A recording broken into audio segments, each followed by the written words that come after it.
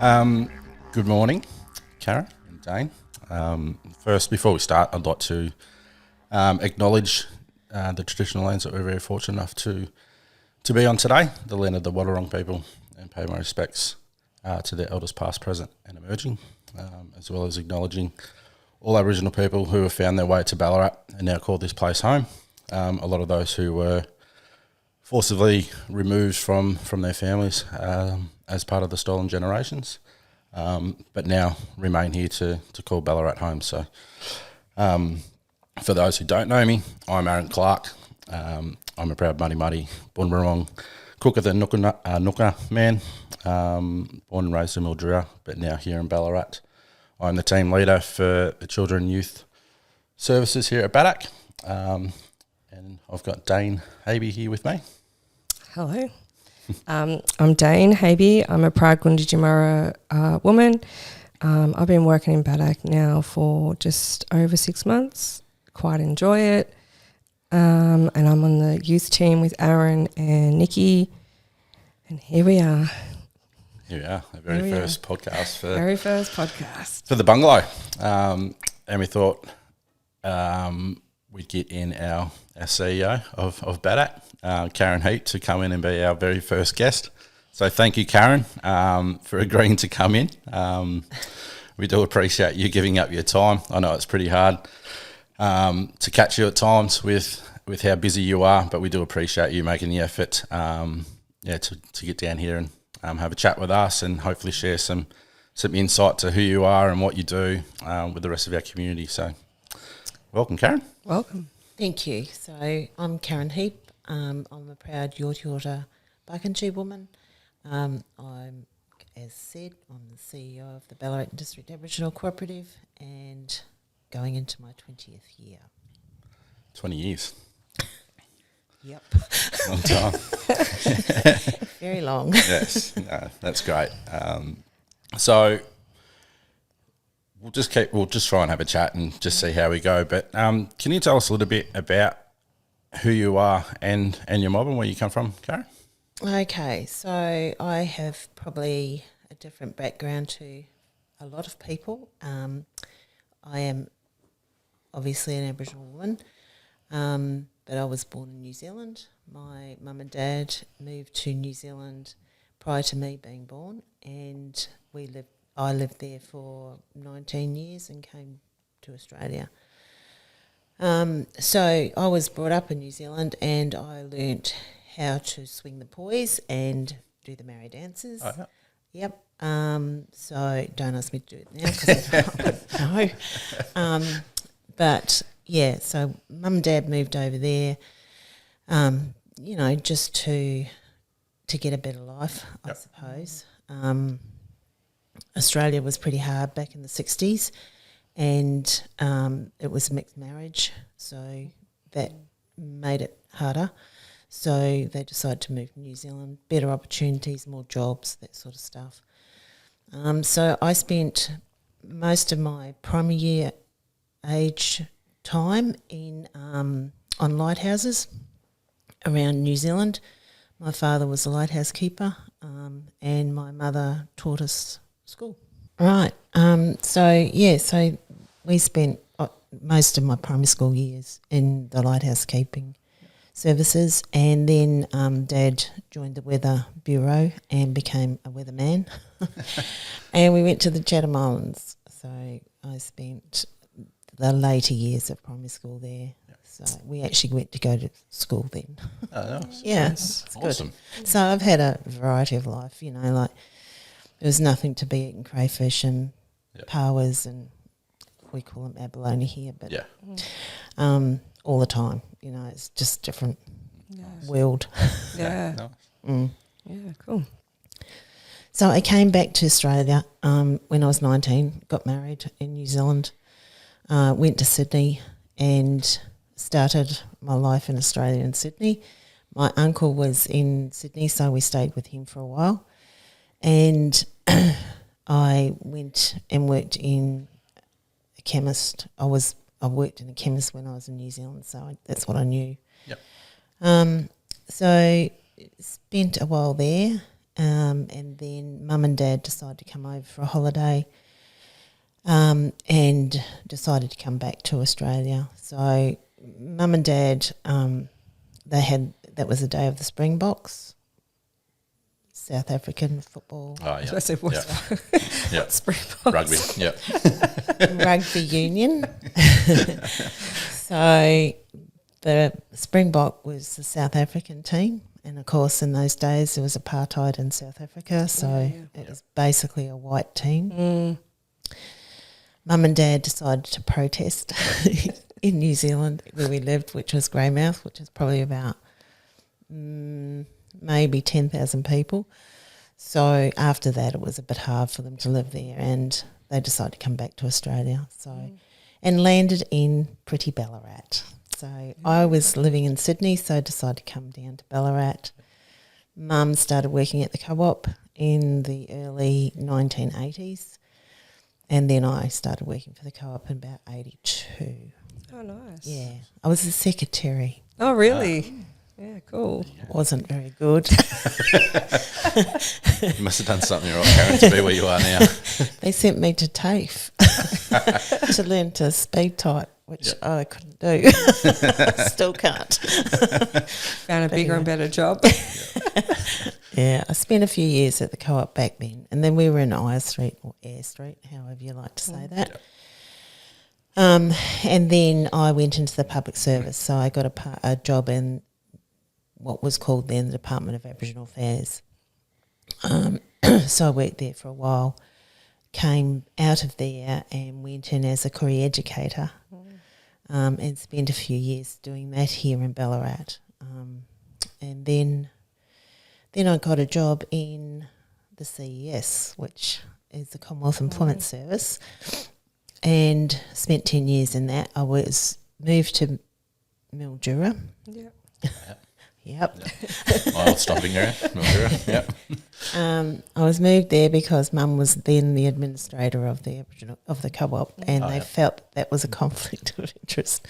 Oh, jeez. I know. Look at it now. I know. So, so I spent a few years in Mildura as a vocational officer for the employment service. Then came back down after I think 3 or 4 years I was up there for. How'd you cope with the heat up there? I didn't. The first day I arrived, I had the cat and the dog in the car. And I was by myself by then. I'd divorced. And got to Mildura and it was stinking hot. The poor cat nearly died. Oh, no. So I didn't realise how hot it was going to be. Yeah. Oh, it was a horrible place. That's beautiful. It is hot. Yeah, too hot for me. Yeah, I don't really like No. it too hot either. Awesome. Cool. Anything else? What made you sort of want to go up the ladder and be in this role you're in now? I think it's probably what my mother always used to say to me when we worked at the Co-op together, and that we didn't actually work for a wage. We worked for the community and worked to do the best we could for our community and, make changes for them. Yeah. And that always stuck with me. It still sticks with me today. It is a different world today, I'd have to say, but I always wanted to try and do better for our community, and I could see the struggles that people had and did, and the government at that time when we first, because the Co-op was opened in 1979, so in 1982 it was only a few years old. Yeah. So I could see the struggles we had in getting money and funding for the community, and back in those days it was you got a doctor from the Victorian Aboriginal Health Service. And that would be once a fortnight. Yeah, yeah. What happened the rest of the time? Yeah. We just had a nurse that would go around and support people in their health needs. So it's changed considerably, but that was my main drive, really. Yeah. And I went out to the public service because I knew that they could teach me what I needed to know. Yeah. So I spent 10 years in the Commonwealth Employment Service, and then I came out of that and decided I'd have a rest. And I thought I'd take 6 months off work. Lasted about 3 weeks. Went back to work. And then I went back into the career education in Geelong, because I was living in Geelong at that stage. And then, you know, that just wasn't enough because it was poorly paid and a lot of work. But it was good work because it helped those kids in schools, you know, but it wasn't just for our own kids, it was for everyone. It just put that view of Aboriginal in the school. And then so I went into the Commonwealth Employment Service, Commonwealth Health. So I was a project officer for them for a while. Then moved. I was one of the first executive officers for the Rajaks. So I had. I was in Barwon, Southwest. Oh yeah. Yeah. So Jeez, that you've was been good. around. I know. I know. I'm old. Yeah, so, you know, like I spent a few years there, and then this job came up in Ballarat, and I wanted to come back because my mum had passed and Dad was by himself, so I wanted to come back up to Ballarat and just keep an eye on things. So this job came out, and I thought, oh, well, I'll give it a shot. I had no thinking that I'd get it. But I got it. So, and that's 2004, I think. Oh, yeah, wow. 2004. So, and it's just been steady progress ever since, really. It's just moved things to where we needed to, you know. Needs to be, yeah. You've done a pretty good job. Yeah. Well, the community's grown. You know, back in the 80s, it was about 350 Aboriginal people and Torres Strait Islanders lived in Ballarat. And that was purely from the stolen generation era of time. Yeah. And they just stayed in Ballarat because there was nowhere else. Ballarat was their home at that stage. Yeah. So no knowledge either, did they? No. Yeah. So, you know, it wasn't easy. And you know, now we're facing around 3,000 population growth in Ballarat and district, you know, so it's huge. It's huge, yeah, it is. And BADAC's just growing with it. Yeah. Well, you have to, because, you know, if you're trying to make things right for Aboriginal community, you have to do it in a holistic way. You can't do it just for one thing. You can't just develop a health service and think that that's going to fix everything, because it's not. So you have to develop all the other things that people face and have issues with, so that they can be supported with all of their problems, and then hopefully things change. Yeah, hopefully it doesn't go down to their kids, and then it just changes cycle. Yeah, you want generational change. You don't want you know, the same patterns. Yeah, nice. So thinking about all that sort of stuff, Karen, so can you tell us about, you know, the important people that are in your life, and how, I guess, how they've influenced your life, both, you know, personally and professionally, to be able to get to where you are now? Look, you know, family's always important, and they're always a part of what makes you and makes the person you are. My mother was a big influence on me, and I have to say my father is too. Like, he's a great support and has a heart for the change for Aboriginal people and community. I've had other people that I've looked up to in my time, you know, of work. I had a very good friend, Lois Atkinson, who passed away a long time, it'd be 10 years plus now.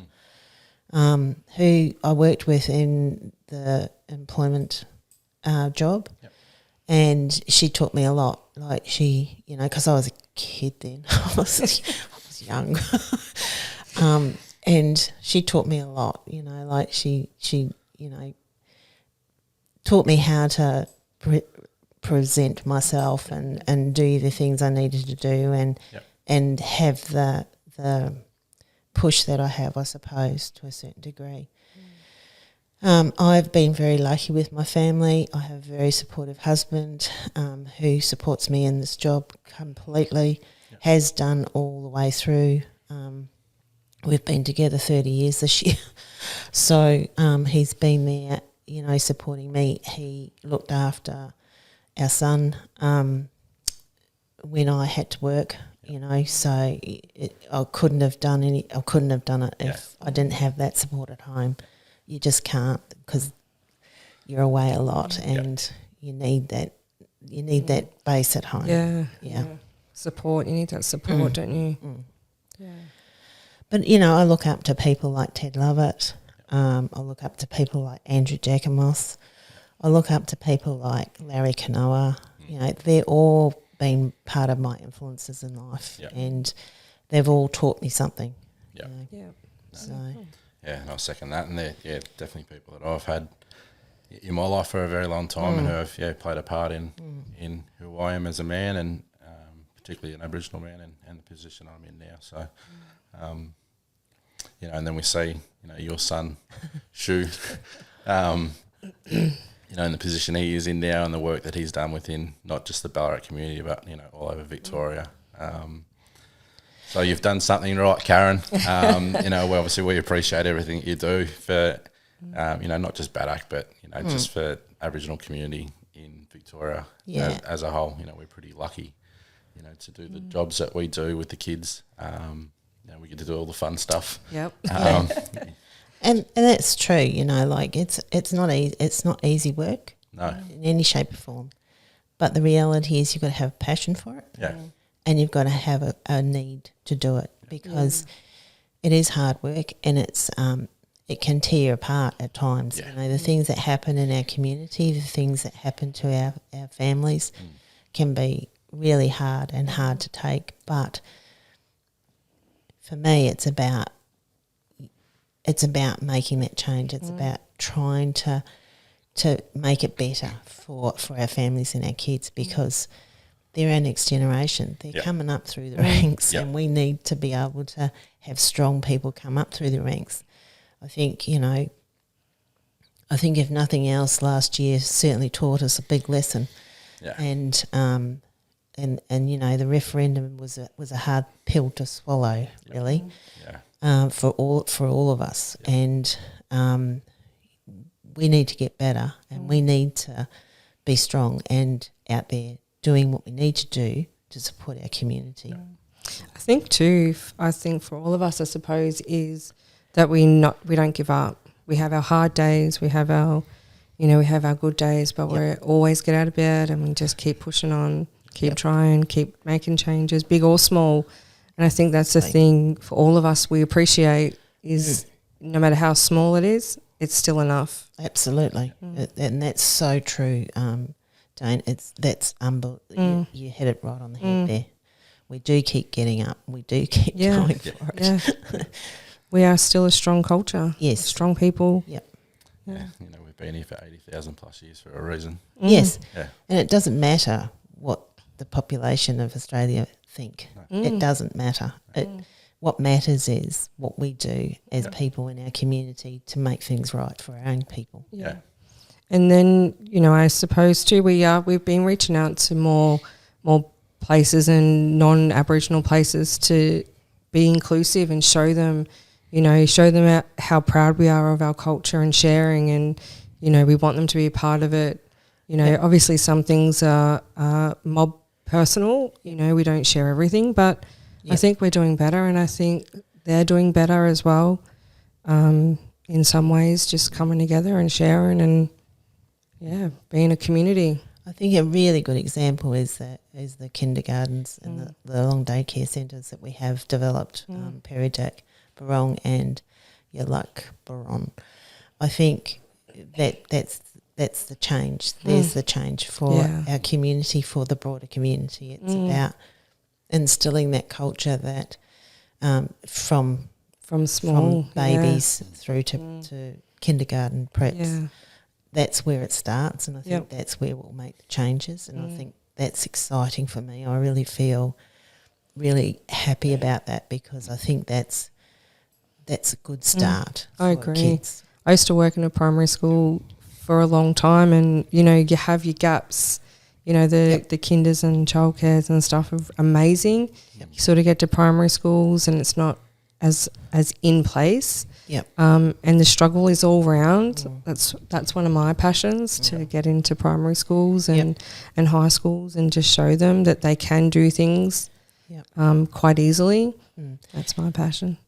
Yeah, no, that's it starts good. with our kids. Yeah, exactly, it does. Yeah, showing them better, healthy. I think it starts with all kids though. Yeah, because absolutely. The kids will make the changes. Absolutely. The adults won't. Yep. But the children will, and they'll grow up with that culture, and that will instill in their brains and think, oh, well, what's all this about? Yeah, I agree. I agree. Totally agree with that. Oh, awesome. So thinking about everything that you've done and you've been through, Karen, what are you most proud of? I think the biggest thing that I'm proud of is the kinders. I think that's really a milestone for our community. I think that's a really good thing, but it's a good thing for everybody in our community. Yep. I'm very proud of the co-op and the way we've developed that and how we've instilled our culture into the organisation and the buildings. Yep.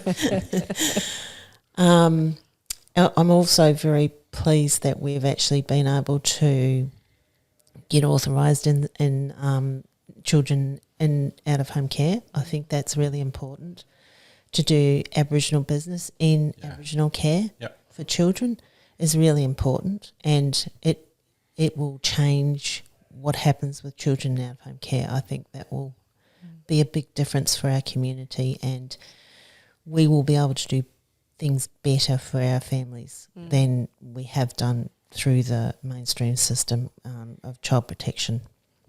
So I think that's a really important stepping stone. And I think that the other thing that I really will be excited about is the elders supported living centre. I think that's going to be fantastic, and it will just be so good for our elders to have a community, small community of their own, and be supported in that. I think that's really important for people that are getting older. Yeah, keeping that support going, isn't it? And it keeps them out of the nursing home system for Keeps a bit them longer. connected, yeah. So they're the things that I probably... And there's probably I'm sure there's many. Yeah, I'm sure there's I'm sure so there's a many lot. more, but I think you would have a lot. things like NAIDOC Week and the Christmas tree, they make me smile. So they are, that really, I feel good on those days because they help everyone's having a good time. Yeah, and it is everybody, isn't it? Community, everybody sort of just comes together. And and they're not thinking about child protection or... No. Yeah, the life detox struggles. No. It's a it's good just thing. fun, yeah. So that's important. Yeah, that's good.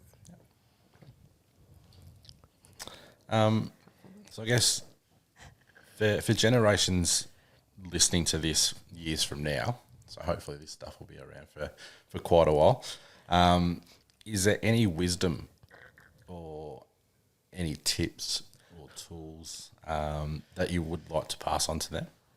Oh, look, I think the biggest tip is you got to work. You got to be happy in doing your job. Like I spent many years doing public service jobs, chemist jobs, making sausages. So I've done a lot of different things. But this job has been the job that I've loved the most. So my biggest tip is for people to find the job that they love, because you're going to be doing it for a long time. But and do what's passionate for you. You know, you don't have to work for the co-op. You can work.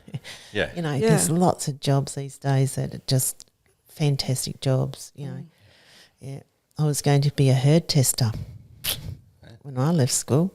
Really? There you go. No. What made you want to do that? Oh, because I was living in the country, you know, and we were involved with sheep and cattle because you had to breed your own on lighthouses and do your own. Yeah. And, you know, I had associations with people that lived on farms and knew about herd testing and, you know, that's about IVF and all that sort of stuff. Yeah. So I thought that was a good idea. Oh, you're very far from that. Might have met a farmer. No. Didn't do that. But yeah, no, I think you're right there, Karen. Like, you got to find something that you're passionate about and that you really love doing. And I guess it doesn't matter how long it takes you to get there. No. You know, I had done a lot of different things in, 14, 15 years. You know, I did counselling. I did the professional golf thing for a little while and, did family violence counselling. But it wasn't until I got into doing youth work through, mentoring Aboriginal kids in high school, then running youth groups and the dance group that I found my place. And, when you do the work that we do and, they see the kids engage and, learn and love their culture and just having fun, it makes work worthwhile getting up every day and coming in, even though there are times where it's a little bit hard and you've got outside noise, trying to influence, how you do your job. But at the end of the day, as long as the kids that we work with are happy and enjoying themselves and making those relationships, we love it. Yeah. We're pretty lucky. I used to work at Wendy's. I must say that was a pretty good job. I was pregnant as well, so that was a good job. I was eating a lot of food. That's the one. Yeah. But when I got into the primary school, my mum was a foster carer for a long time. And, I always wanted to work with kids. And then in the primary school, it was awesome because I worked with so many different ages as well. Yeah. And then when I took on the cultural role there for 4 years, it was amazing. And then that's why I decided I wanted to sort of step out of that and be more involved and more connected with culture. So coming to work with the youth program has been amazing. And just the things you get to do, your passion, you're happy about it. You get to pick and choose what you want to play. And the kids, just to see them smiling and, and making those friends, it's pretty amazing. Exactly. And that's what it's all about. Yeah. Yep. Yeah, We're just pretty lucky with some of the kids that we've got. Yeah, they're amazing. Yeah. Yep. I think our community is going to be in safe hands. Yeah. For the next few years or next few we're going to create decades. a strong. I think we're going to be right. Totally agree. Yeah. So how do you want to be remembered, Karen? when the dust is settled and you're no longer the CEO of BADAC and you're off happy, your legacy, enjoying retirement. How does Karen Heap want to be remembered? Look, I personally don't think it matters, really. Yep. I've had an era of time of what I've done, and I've done it in the best of my ability and with the most passion that I can have. I would hope that the co-op continues on, and I hope things, move forward. I suppose the biggest, I'm probably going to just melt away in the shadows, knowing my mind and the way I operate with things. I'm probably just going to retire and put my feet up. Yep. I've worked since I was 16 years old. I haven't had any breaks from work. So I think that's just what I'll do. I'm very mindful of working too long. I don't want to be one of those people that does that. I want to make sure I still have all my faculties about me and leave on a really positive note. And I just hope that the people that come behind me continue to do what they do, and do it their way. Yeah, it doesn't need to be the same. It can be completely different. Yeah. And I think about just the self-determination of our community is what we really need to be working towards. Yeah. We've got to stop relying on government funding. And I know that's a big statement, but and it's harder to do than it sounds. But that's it, until we can say no to funding and we can do it ourselves, we are not going to make changes that we want to make because people don't listen to what our voice is. and that's not a referendum voice, I didn't mean that. But, you know, they don't listen to how we would be able to change things for our people, our healing, our journeys. Yeah. So self-determination and doing it ourselves is the only way we'll actually get that to happen properly. Yeah. Cool.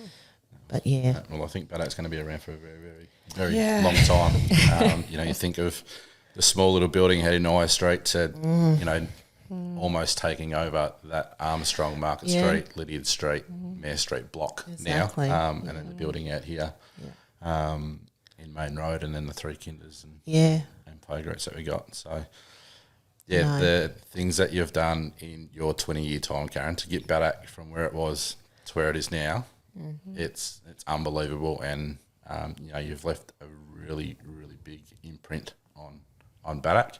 I know you want to just fade out and into the distance and do your own thing, but please don't name a building. I think the name Karen Heap is going to be. We'll give you a chair.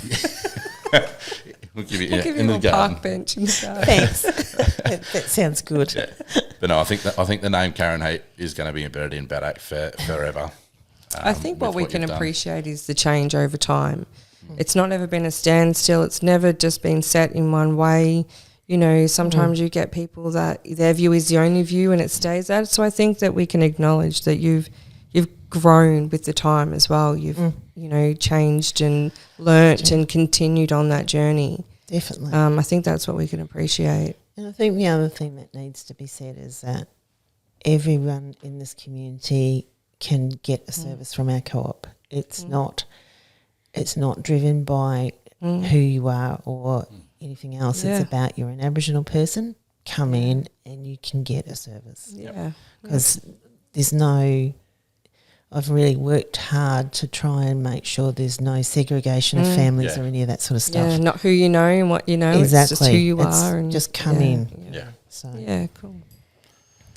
Lucky last question, Karen. Here we are. If you could have one superpower, what would it be?